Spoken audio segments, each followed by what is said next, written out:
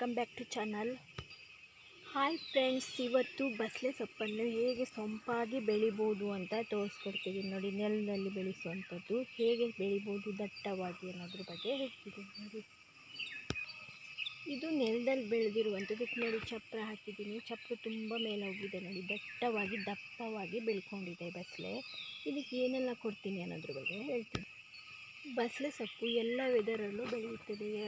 ಯಾವ ಟೈಮಲ್ಲಿ ಕೂಡ ಬೆಳೆಯುತ್ತೆ. ಇದು ಮಳೆಗಾಲದಲ್ಲಿ ಕೂಡ ಬೆಳೆಸ್ಬೋದು, ಆದರೆ ಜಾಸ್ತಿ ನೀರಾಗಬಾರ್ದು, ಹೆಚ್ಚಾಗಬಾರ್ದು.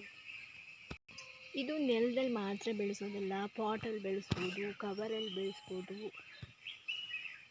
ಇದು ಈಜಾಗಿ ಬೆಳ್ಕೊಳುತ್ತೆ. ಒಂದು ಈ ಕಟಿಂಗ್ಸಿಂದ ಈ ಥರ ಕಟಿಂಗ್ಸ್ ಇರುತ್ತೆ, ಇದನ್ನು ತೊಗೊಂಡು ನೆಟ್ಕೊಳೋದು.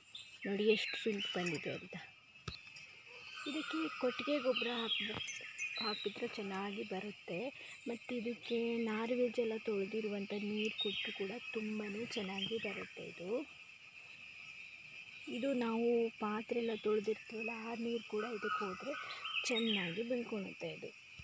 ಮತ್ತು ಇದು ಹೂ ಬಿಡುತ್ತೆ. ಹೂವಲ್ಲಿ ಬೀಜ ಆಗುತ್ತೆ. ಆ ಬೀಜದಿಂದ ಕೂಡ ನಡ್ಬೋದು, ಅಥವಾ ಕಟಿಂಗ್ಸಿಂದ ಕೂಡ ನಡ್ಬೋದು. ಕಟಿಂಗ್ಸಿಂದ ನೆಟ್ಟರೆ ತುಂಬಾ ಒಳ್ಳೆಯದು, ಚೆನ್ನಾಗಿ ಬೆಳ್ಕೊಳುತ್ತೆ. ಈ ಬಸಳೆ ಗಿಡಕ್ಕೆ ತುಂಬಾ ನೀರು ಬೇಕು. ನೀರಿಲ್ಲ ಅಂದರೆ ಬೇಗ ಇದರಲ್ಲಿ ಒಂಥರ ಹೂವೆಲ್ಲ ಬೇಗ ಬಂದುಬಿಟ್ರೆ ಹಾಳಾಗುತ್ತೆ ಗಿಡ ಎಲ್ಲ ಒಣಗಿಬಿಡುತ್ತೆ. ಹಾಗಾಗಿ ನೀರು ನಾವು ಹಾಕ್ತಾನೆ ಇರಬೇಕು ದಿನಾನು ಈ ಬಸಳೆ ಗಿಡಕ್ಕೆ. ಮತ್ತು ಸಗಣಿ ನೀರನ್ನು ಕದ್ರಿ ಕೊಡ್ತಾ ಇದ್ದರೆ 15 ದಿವಸಕ್ಕೊಂದ್ಸತಿ ಚೆನ್ನಾಗಿ ದಟ್ಟವಾಗಿ ಬೆಳ್ಕೊಳುತ್ತೆ. ಎಲೆಲ್ಲ ದೊಡ್ಡ ದೊಡ್ಡ ಸೈಜ್ ಬರುತ್ತೆ ನೋಡಿ, ಈ ಥರದ ದೊಡ್ಡ ಸೈಜ್.